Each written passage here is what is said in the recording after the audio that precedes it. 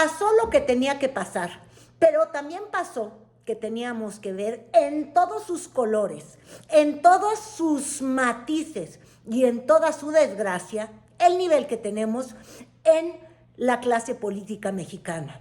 Tenemos perdedores sin gracia y también tenemos ganadores sin elegancia. Pero vámonos poco a poco para ir desmenuzando cómo fue este voto de la planadora, como se bautizó en algunos periódicos, la arrolladora victoria que tuvo la 4T para imponerse y sacar adelante la reforma judicial, la primera de un paquete de 20 que se bautizaron bajo el Plan C. Gina Campuzano, del estado de Durango. Votaré en contra de esta reforma regresiva y que no representa al pueblo mexicano. ¡Traidores! Cantón Cetina, ¡Traidores! Oscar. Cállense ustedes. Cantón Cetina, Oscar. Sonido en el escaño del senador Cantón Cetina. Ahí está el micrófono. ¿Ya? Oscar Cantón Cetina. Mi voto es porque el pueblo elija libremente a sus ministros, magistrados y jueces del Poder Judicial. Mi voto es a favor de esta reforma histórica. Castañeda, juez Flich, José Clemente. Esta sesión debería suspenderse hasta que no esté con nosotros el senador Daniel. Senador, el sentido de su voto. Es en contra. Gracias.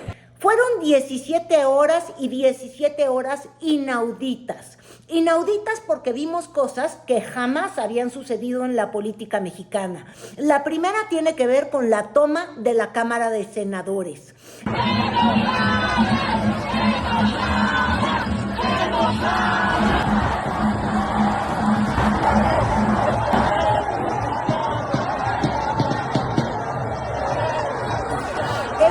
Irrupción de pronto de una minoría que decía: quiero que me escuches ahora. Una minoría que no escuchó durante meses, porque, ojo, la iniciativa de reforma del Poder Judicial de la Federación fue lanzada por el presidente López Obrador, perdón por el paladar, fue lanzada por el presidente López Obrador el día 5 de febrero de este año. No se quiso discutir porque quizás la oposición no preveía una victoria tan apabullante de la 4T en las urnas. Y por eso llevaron todo al límite de romper efectivamente los protocolos, meterse en el salón de plenos y obligar a que todo se desarrollara en la sala antigua del Senado en Jicoténcatl. No hay ninguna justificación que valide la toma violenta del Pleno de la Cámara de Senadores. Tiene la palabra el senador Néstor Camarillo. Fueron 86 votos a favor y 41 en contra. Y claro, esta pregunta que va a rondar en todo momento a la reforma del Poder Judicial, y es si el fin justifica los medios, porque los medios fue jalar a 3 diputados que contendieron por siglas distintas, que de hecho iban en contra del López Obradorismo. Los 2 perredistas, que fueron José Sabino Herrera y Araceli Saucedo Reyes, que brincaron antes que siquiera se empezara el periodo de sesiones de la 66 legislatura, pero también Miguel Ángel Yunes Márquez, el panista, el archienemigo de López Obrador. De hecho, la familia que orquestó toda la campaña en contra de Rocío Nale, los que exhibían y decían que tenía cuentas en el extranjero, la mente, entre comillas, macabra detrás de esta cosa de Couturier, y finalmente brinca hacia Morena, y lo hace de este modo. Tranquilo, dices, la decisión más dura de mi vida, aunque todo el mundo se pregunta, ¿ah, sí? ¿Y qué te llevó a tomar esa decisión? Porque Funes toda Márquez, la senador por argumentación, Veracruz, estaré porque todo presente lo en la que sesión dijo, y votaré que en si era un contra de la reforma al demócrata, Poder que si seguía siendo panista, todo el discurso que pronunció en Jicoténcatl. Han querido obligarme a que me pronuncie en contra de una reforma sin analizarla, sin discutirla, sin dialogar, simplemente porque se decidió ir en contra de la mayoría. Yo no estoy de acuerdo en restringir mi libertad por amenazas ni presiones. No vine al Senado a buscar beneficios personales ni revanchas políticas, ni popularidades efímeras. Vine al Senado a luchar por un México justo, libre, democrático, seguro, igualitario, y así lo haré a costa de lo que sea. Después de que vimos que su padre dijo que estaba enfermo, que había sido sometido a unos dolores terribles de la columna, pues con el milagro del doctor Cajas, parece, y cajas registradoras, parece que se curó, se fue al Senado, estuvo de pie, hasta se excedió en el tiempo para exponer todas sus argumentaciones. ¿Y sabían qué? Si uno no podía creer que estuvo tan mal de la columna y vio el milagro del senador parado en el Senado, pues tampoco había mucho con qué creer todo esto que nos vino a recetar. Agregaré algo más. No hay razón para dudar de la calidad personal y del compromiso con la ley de quienes resultan electos si la reforma se aprueba. ¿Por qué y de quiénes vamos a dudar si no sabemos ni siquiera quiénes son? Compañeros legisladores, nada justifica el enfrentamiento y la polarización. Está por iniciar un nuevo gobierno federal y creo que todos debemos contribuir a que lo haga en un ambiente... Pido concluir, senador Yunes. Le recuerdo, presidente, que fue interrumpido también en varias ocasiones. Sí, pero termine su intervención. Nada justifica el enfrentamiento y la polarización. Está por iniciar un nuevo gobierno federal y creo que todos debemos contribuir a que lo haga en un ambiente de estabilidad y de armonía.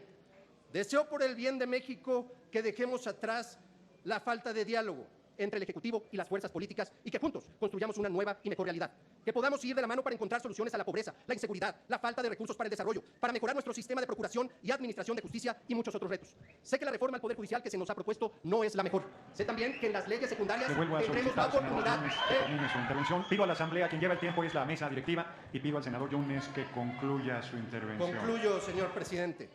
Sé también que en las leyes secundarias tendremos la oportunidad de perfeccionarla y de instrumentarla. Por eso, en la decisión más difícil de mi vida, he determinado dar mi voto a favor del dictamen para crear un nuevo modelo de impartición de justicia. La frase se la escuché a René Delgado. Hablaba de una política sin clase política sin clase. Y yo les quiero decir que esta falta de clase se vio en ambos lados. Les digo yo, no hubo gracia en la desgracia, ni elegancia en la victoria. Bien al pueblo de México y con un saludo al escapista Daniel Barrera, a favor. Adelante, gracias, senador. Tan no fue así que a la hora del voto tuvimos perlas como esta, Adán Augusto Burlón, después de que estuvimos con el corazón parado, con versiones encontradas, con mentiras a media o simplemente un brutal show en el que el otro senador que hizo una diferencia, o en el fondo no hizo ninguna, excepto mostrarnos la tristeza que es la política, Daniel Barrera, que era el senador de MC, un senador suplente de un senador prófugo que como cabeza de vaca, Eliseo Fernández, pues, quien fue presidente municipal de Campeche, en esta guerra brutal que tuvo con Laida Sansores, quien además sabemos usa sus martes del jaguar, saca de manera ilegal grabaciones que obviamente sí agradecemos porque muestran cómo es Alito Moreno, que ahora resulta que fue el héroe de la patria, Dios mío. Les digo que por eso el día de ayer fue inaudito. Los priistas fueron los que se mantuvieron sólidos. Luego les decía yo, se armó una historia, un show de policías y ladrones, de fiscalías y secuestros, de versiones encontradas para justificar la ausencia comodísima de Daniel Barrera, de quien desde la semana pasada se dijo que él iba a ser el Chapulín. Y quizás porque se encareció tanto su bandazo y se volvió tan evidente que estaba negociando o transando, porque en su caso era muy fácil. Él no tenía suplente, porque él era el suplente, les digo, de este exalcalde que por pleitos con Laida Sansores se tuvo que ir del país y decía que estaba estudiando. El asunto es que no ha podido regresar porque tiene órdenes de jueces. Estos jueces a los que no se quiere tocar, ¿ven? Es lo que les digo, nos hemos dado contra la nariz en tantos argumentos. Por un lado, los que defienden a este sistema judicial que se inventaron en su mente, que es una perla y que no se toca, y evidentemente luego evidenciados de un poder judicial que hace estrictamente lo que le ordenan o lo que se les da la gana y que sí tendría que ser reformado, pero los que lo quieren reformar lo usan en sus peores acepciones. Y entonces se armó todo este show del dónde está el naranja, y el naranja pues parece que estaba escondido en el lugar donde nadie le podía reclamar y donde podría él parecer víctima y no el victimario de su propio movimiento ciudadano, que hizo que llevaran las apuestas a niveles de verdad inauditos, a tal nivel que nada más hay que ver, pues, ¿han visto La Casa de los Famosos y los cruces horribles así, que se dan desde el Adrián Marcelo con el histrionismo del otro que hace con la boca así y no sé qué tanto, y se acusan de cosas falsas y luego de cosas reales y solamente para ganar pantalla? Bueno, pongan ustedes que así de pronto se tornó el pleito. O pedirle ¿Cómo se llama un momento, senadora Telles. ¿Cómo se Quiero llama el pedirle bellaco un que momento, preside senadora esta Telles, mesa? un momento. Porque Quiero no dice pedirle a la diga mi Asamblea nombre que bien. demos una Diga mi demostración de nombre respeto bien. escuchando Diga a la mi senadora. nombre correctamente, bellaco Fernández Llorona. Diga mi nombre correctamente. Diga mi nombre correctamente, bellaco. Perdón. Diga mi nombre correctamente. Lili María del Carmen Telles tiene la Dígalo palabra. correctamente.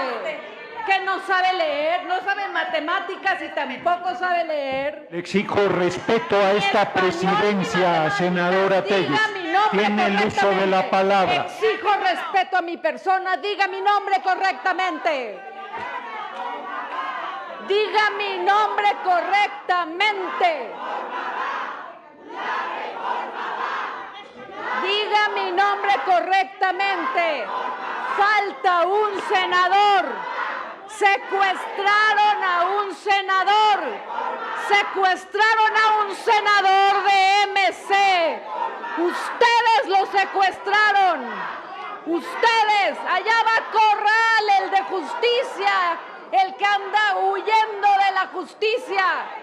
¿Dónde está el senador de Movimiento Ciudadano? Lo secuestraron ustedes, El reclamo de la senadora que está en el uso de la palabra es correcto.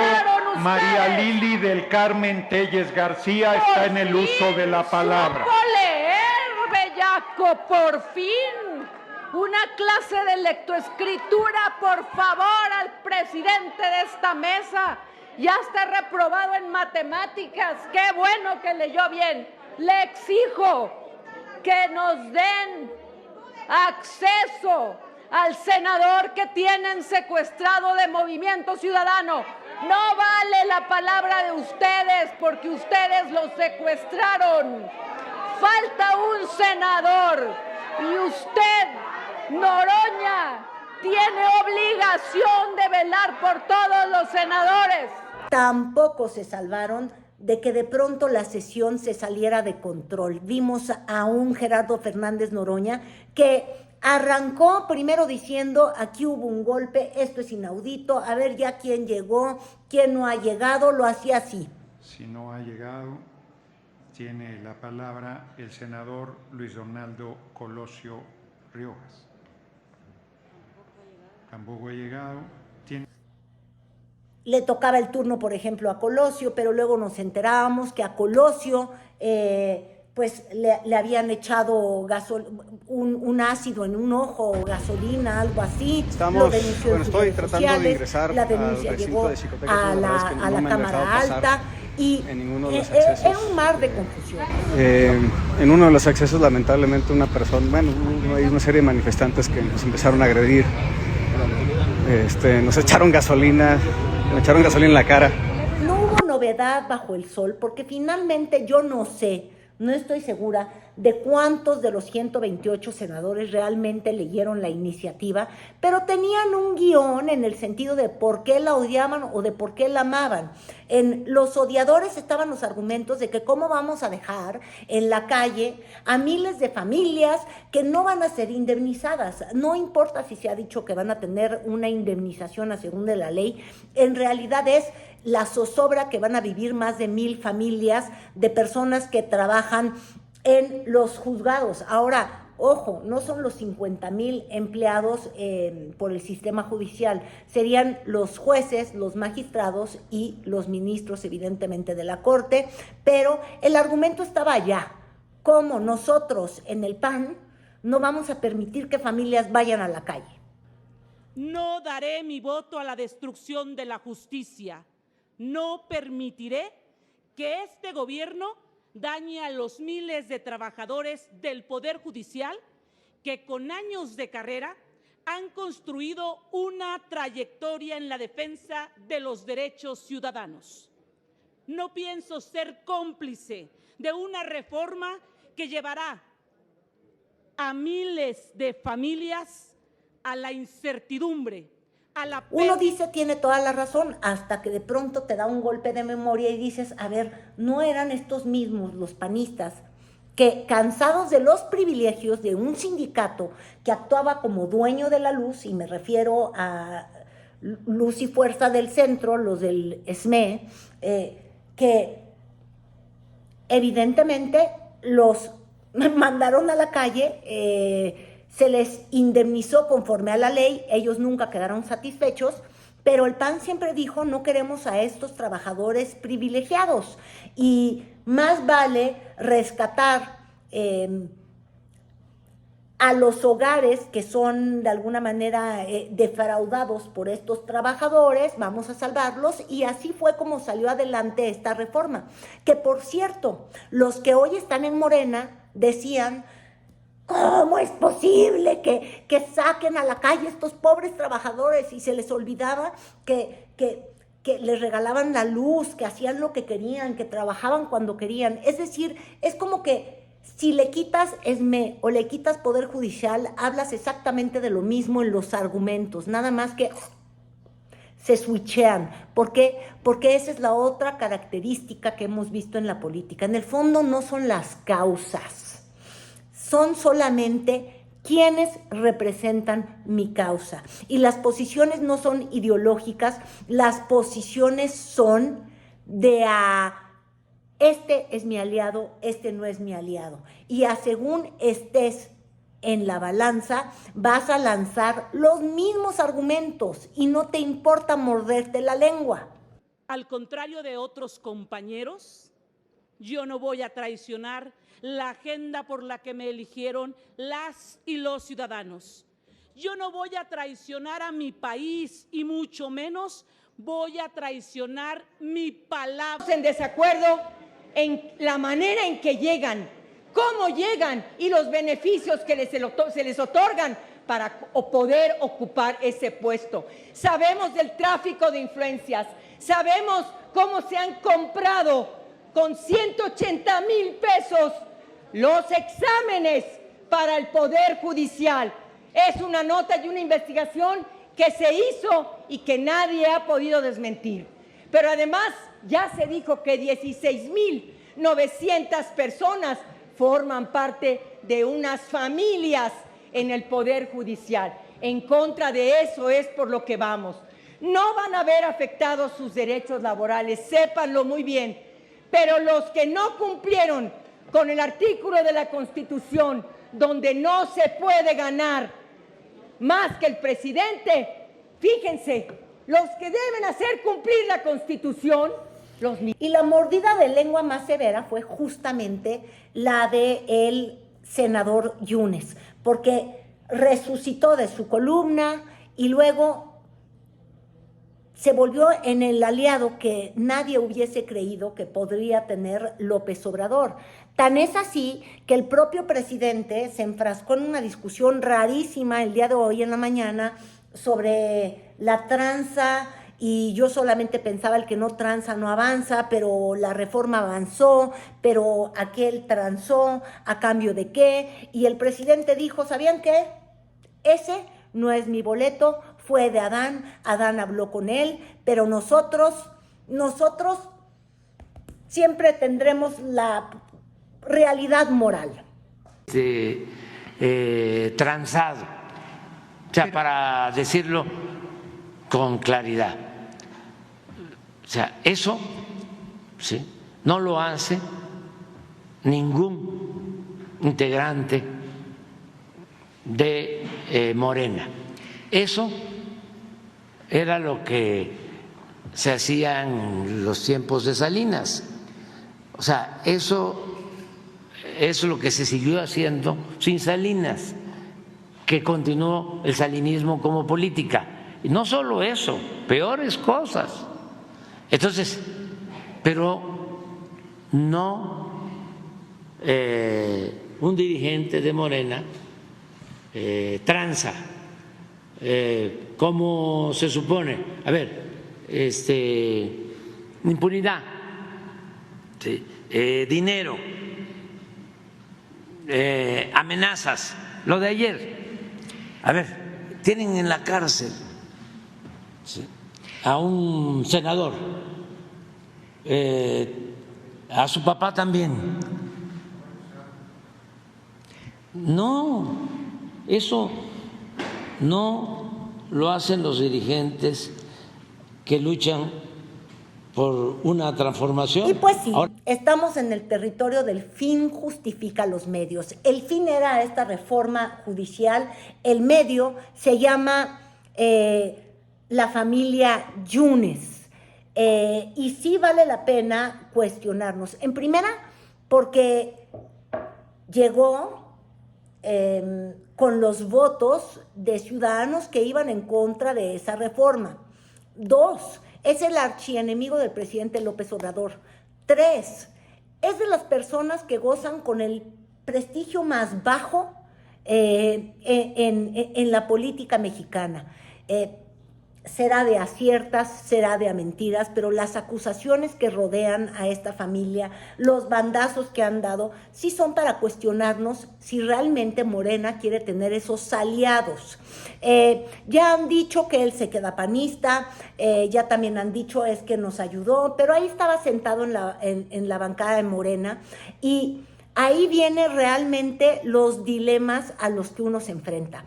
Por un lado, la oposición entronó a gente que tiene la cola tan larga que era evidente que los iba a traicionar, o no evidente, pero ¿por qué tendrías que esperar algo distinto de ellos? La oposición se alió en una alianza sin principios, porque podían estar juntos el PRI, el PAN y el PRD.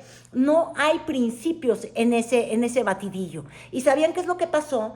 Que requerían de personas sin principios para que se subieran en ese batidillo, pues, el hecho de renunciar a las ideas firmes con las que uno debe de llegar a la política. Entonces, ¿qué es lo que pasa? Pues que si te llenas de gente sin principios, no te sorprendas cuando te van a estar traicionando. Y por el otro lado, el lado de Morena, también se está aliando a estas personas sin principios. Y los grandes problemas que tiene y la desunión que va a tener Morena o la oposición que realmente va a ser la oposición del mañana, va a venir dentro del propio Morena, porque tienen de chile, de manteca, de limón y de cualquier color. Y que posiblemente ustedes se apegan a aquel pensamiento político de John Stuart Mill o Ortega y Gasset, que básicamente reducían y decían que el pueblo no piensa y que para eso existían las élites o las escogidas o los escogidos para poder llevar el curso de las tareas y el destino del país. Nosotros nos inspiramos en aquel gigante, el más universal de los mexicanos, por ciento de Guelatao, municipio de mi estado, Oaxaca, Benito Juárez, que decía: con el pueblo todo y sin el pueblo nada. Color. Tienen un ala pragmática encarnada por Marcelo Ebrard, que de hecho dijo, ¿saben qué? Ay, no, a mí no me quiere incomodar, yo esto de comprometerme y comprometer lo que siento que es mi capital político, no lo voy a meter, y ni siquiera se presentó a dar su voto. Tienes desde estos pragmáticos profesionales de la política hasta estos aliados de última hora, porque tienen un rencor o un encono con otro grupo político que va desde Javier Corral, que yo les aseguro, ¿cuánto tiempo creen que se va a quedar en la 4T Javier Corral? Bueno, ya, más que los dos del PRD, todo el mundo ya lo entendió, pero de verdad, tienen a los Sergio Mayer, que es Dame tu Fama, y ni siquiera es que requirieran de un voto. Todo eso es lo que es la política hoy. Argumentos de hoy son mis contraargumentos del mañana. Mis aliados de hoy son mis archienemigos del mañana. Mis enemigos de hoy son mis amigos del mañana. No hay columna vertebral o no hay espina dorsal ni en la oposición, pero tampoco en la mayoría, que además, ojo, pues sí, es mayoría, llegó con el voto popular del 2 de junio, y eso no detiene argumentos donde dicen que se acabó la república, que ahí viene la dictadura, porque evidentemente también toda narrativa política requiere de grandes peligros, de grandes enemigos, y obvio también de grandes victorias y de grandes sueños, y por eso seguimos en estos discursos que pareciera que ya tendríamos que haber rebasado, pero no. Todavía seguimos con la dictadura enfrente o con el oficialismo arrollador y la oposición derrotada moralmente y largos etcétera. Así argumentos. La verdad me siento muy triste porque hoy empieza pues la demolición de la República, de un país que nos ha costado a todos. Es el argumento con el que simplemente no lograron ganar simpatías, y cuando digo ganar simpatías es porque tanto el PAN como el PRI vieron sus votaciones disminuidas, pero siguen con ese argumento. Y lo peor del caso es que el argumento, uno se pregunta, ¿es de ellos? Porque no hay congruencia de un priista hablando de miedo al centralismo o miedo al autoritarismo cuando ellos eran la dictadura perfecta. Es darnos cuenta, y sobre todo al día siguiente viendo, por ejemplo, las publicaciones de Enrique Krause, ahí lo ven, El fin de la República, darnos cuenta que ya no sabemos si ellos son los voceros de esa intelectualidad que por años, ellos sí, no han sido reelectos, no se reciclan, están enquistados en ser la voz representativa del pensamiento mexicano, y ojo, sí, están siendo desplazados, y para ellos también es una batalla a librar. Entonces la pregunta es, ¿serán ellos los objetos de esas voces que no quieren dejar el monopolio que han tenido de la pluma y del pensamiento nacional? quién hace eco a quién. Esta reforma es un fraude contra el pueblo de México y sus más nobles aspiraciones, porque nada, absolutamente nada de esta reforma hace que el acceso a la justicia mejore para el ciudadano común y corriente. 17 horas y ya tenemos, hasta ahora que estoy grabando este comentario, el Congreso de Oaxaca, que ya lo aprobó. Siguen todavía varios congresos de los estados de la República. Parece que eso va a ser más rápido y pues sí, con menos debate, al menos por ver lo que pasó en Oaxaca, que lo que ocurrió en la Cámara de Senadores. Pero también ahí tuvimos momentos que de verdad es que si no fuera tan trágico ver que la política como una forma de intercambiar ideas o de llegar a acuerdos falló, porque falló la política, porque por eso tuvimos estos paros de sesiones, estas protestas en las calles y demás.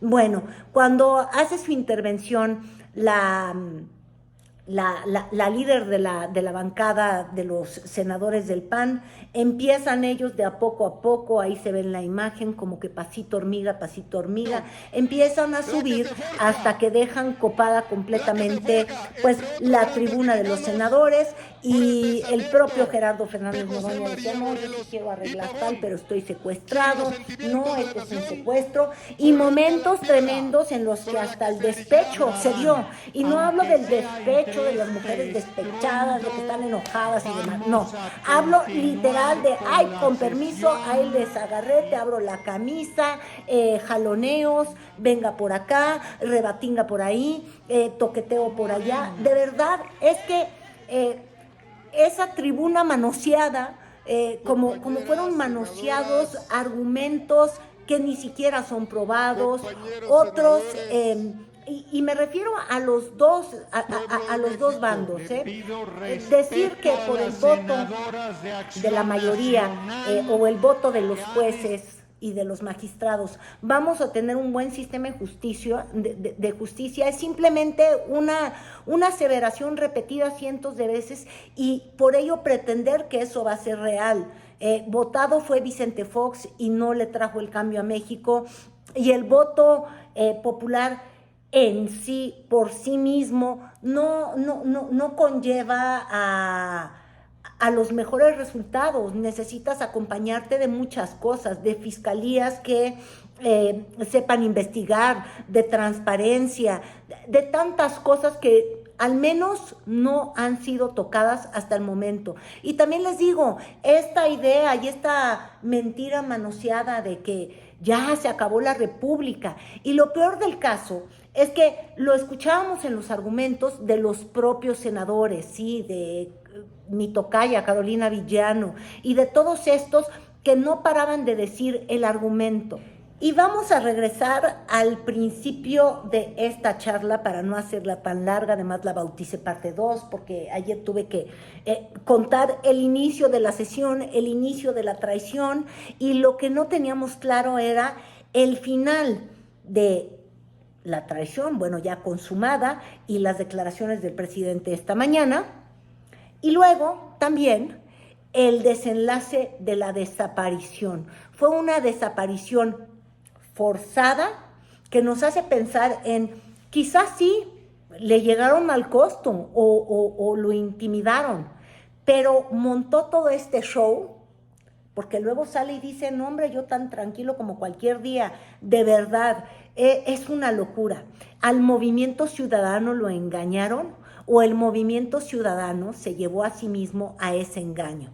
Y por eso vale la pena ver esta perla, este tuit de Eliseo Fernández, el prófugo, el que dejó a ese senador de Campeche poniendo, vamos a dignificar la figura del senador en Campeche. Es decir, el senador perdedizo, el senador escondido, el senador del montaje. Mucho nos deja que hablar y que discutir esta discusión de ayer en el Senado, porque si las formas están siendo el fondo, de verdad, yo no quiero llegar al fondo.